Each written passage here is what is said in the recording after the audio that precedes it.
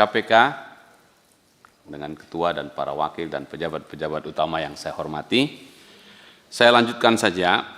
Terima kasih untuk paparan yang singkat tapi cukup menggambarkan kinerja kita. Saya tertarik yang di halaman 5 dulu Pak Setio. Tadi sudah diangkat teman-teman, penyelidikan, penyidikan, penuntutan, eksekusi dan ingkrah dan eksekusi. Yang belum muncul boleh digambarkan mungkin dengan data. Sebab saya sejak awal ini saya paling suka di KPK ini tentang monitoring yang bagian dari pencegahan itu.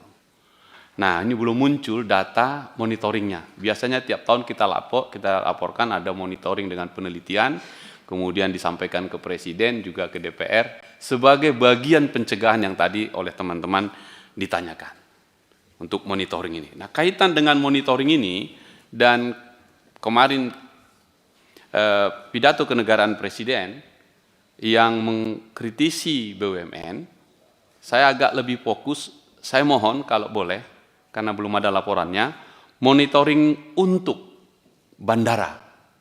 Bandara-bandara kita di seluruh Indonesia, khususnya bandara yang internasional. Misal di kampung kami lah, Kuala Namu. Ini bandara berstatus internasional yang kita cita-citakan mengimbangi Kuala Lumpur International Airport dan Changi Singapura. Agar kita bisa mengambil jalur-jalur dari Eropa langsung karena lebih murah di kita. Tapi faktanya gagal ini.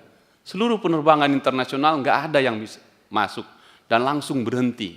Salah satunya adalah penyebabnya Afturnya, yang angka persentase di tiket itu kan paling tinggi.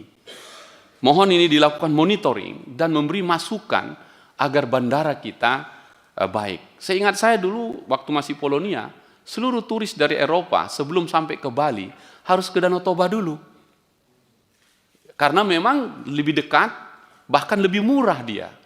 Nah, kita selamatkan bandara kita selamatkan penerbangan kita. Bersamaan dengan itu adalah pelabuhan.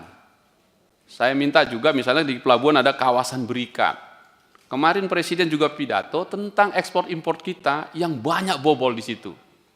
Saya mohon untuk melakukan monitoring, ya kalau balik lagi ke tempat kami sana, ya Pelabuhan Belawan. Kami ingin juga dihidupkan kembali Pelabuhan Barus, yang sejak zaman POC itu yang nomor 1. Kemudian ada pelabuhan di Tanjung Balai, lalu kemudian ada di Kuala Tanjung yang agak terseret. Apa penyebabnya? Karena ini adalah pintu-pintu gerbang kita untuk ekspor kita. Saya mohon itu untuk monitoring. Yang kedua, bulan lalu atau masih bulan ini, kita dihebohkan di Republik ini tentang PPATK yang memblokir rekening-rekening yang disebut dorman. Dan kemudian dibuka. Pertanyaan kami adalah, apakah sudah ada laporan PPATK pada nomor-nomor rekening yang diblokir karena kejahatan? Karena pasti outputnya kan kalau tidak ke KPK bisa ke kejaksaan atau kepolisian. Apakah itu ada Pak? Itu nomor 3. Nomor 2. Nomor 3, ini OTT tadi sudah disampaikan.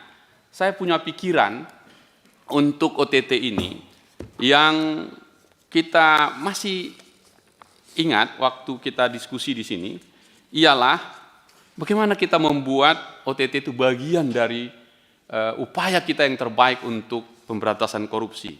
Saya menawarkan waktu itu, dan sekarang saya sampaikan lagi adalah 2 tawaran untuk 2 konsep. Satu adalah yang berkenaan dengan konsep yang kita sebut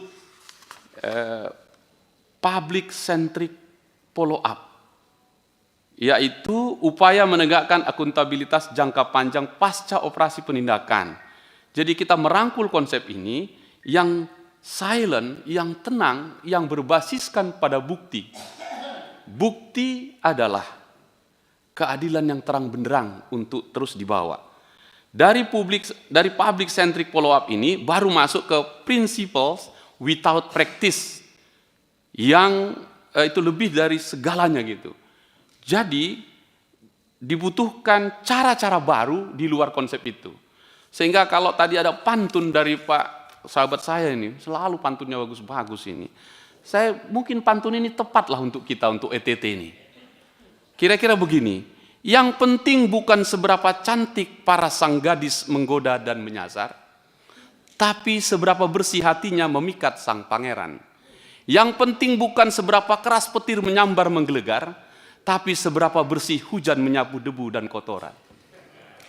Saya kira itu OTT ini.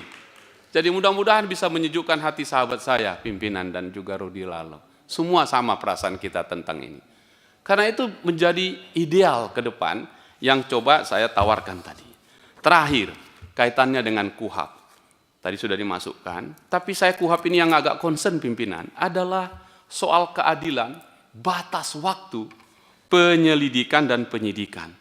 Terkhusus kaitannya dengan meninggalnya tersangka atau terdakwa atau yang sedang berproses itu. Ini penting agar ada kepastian hukum. Beberapa hari yang lalu pimpinan, saya mendapatkan surat dari seorang anak terdakwa, atau karena dia masih sedang, kasusnya sedang naik, Lukas NMB, mantan atau gubernur Papua. Nama anak itu adalah Astrak Bona Timoramo NMB. Anaknya dua-duanya satu masih SMA, satu lagi sekolah di Australia. Dan dia menulis surat kepada saya untuk disampaikan kepada kita. Dan ini soal keadilan. Menurut saya ini penting sekali. Dia pergi sekolah ke sana, masih masa pandemi, tidak bisa pulang, akhirnya pulang karena melihat ayahnya. Dan setelah pulang, paspornya ditahan, dia tak bisa balik lagi. Paspornya waktu itu ditahan oleh pihak imigrasi dan sampai sekarang pihak tersebut belum bisa melepaskan paspornya tanpa surat kepastian tentang status saya di KPK. Dia anak ini, Pak. Sedangkan ayahnya telah meninggal dunia. Berhentikah kasus itu? Kalau menurut KUHP kita, berhenti otomatis. Bagaimana status anaknya? Menurut dia sudah merugikan 3 tahun dari pendidikan dia. Dia pulang, masa depannya hilang dan mau melanjutkan sekolahnya, tidak bisa dia. Dan dia bertanya tapi tak ada jawabannya. Karena itu dia sekarang nggak berani keluar kamarnya. Dari kamar keluar, itu yang pertama. Yang kedua, ini kalau saya simpulkan poin-poinnya. Keberatan dia adalah akibat tidak adanya penjelasan ke status dia, nggak selesai. Padahal ayahnya sudah meninggal dunia ini. Akun-akun banking pribadi saya dan ibu saya katanya. Tabungan untuk pendidikan saya dan adik saya. Tanah-tanah bapak saya, asuransi jiwa bapak saya. Aset-aset yang seharusnya dipercayakan kepada saya sebagai ahli waris. Dan bahkan aset-aset yang dimiliki bapak sebelum dia menjabat sebagai gubernur Provinsi Papua pada periode pertama 2013 sampai 2018 masih berstatus terblokir dan tersita. Anak ini nggak bisa sekolah, nggak bisa kembali. Kawan-kawannya sudah tamat semua. Nah, yang ketiga dia bilang, secara emosional dampak saya adalah trauma yang lebih mendalam dan yang akan lebih sulit dipulihkan. Bahkan setelah keberatan-keberatan kami dijawab ini. Kami sangat trauma soal ini. Sebagaimana nasib kami anak-anaknya yang ayahnya telah meninggal dunia. Nah, ini saya potong saja singkatnya begitu. Dan dia akan pernah berjanji kepada bapaknya, saya berjanji kepada bapak saya untuk mengkaruniakan bapak dan ibu saya tentang cucu-cucu. Juga sekarang terlihat jauh dan tidak pasti. Dalam sekali ini menurut saya, kita punya anak semua. Saya sangat kecewa dengan sikap KPK dalam menangani perihal ini dengan serius. Nggak selesai-selesai, berilah kepastian pada status kami. Nah, yang dia butuhkan kepastian ini. Saya sudah kehilangan bapak saya, kehilangan kepastian masa depan saya, dan sekarang ketenangan keluarga saya. Pimpinan KPK, saya meneruskan ini isi hati ini. Oleh karena itu, sekali lagi saya ingin menjelaskan bahwa saya dan keluarga menghargai dan menghormati perjalanan hukum yang jelas dan final, tapi kami keberatan dan dirugikan dengan tidak jelasnya titik akhir kasus ini meskipun bapak saya sudah tidak ada. Poin saya, pimpinan, kaitan ke KUHP ini, KUHP kita. Ada nggak batas waktu kita ini? Untuk menentukan kapan berakhir ini.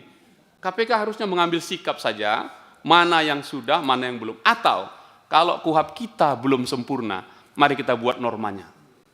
Mari kita buat normanya supaya berakhir ini.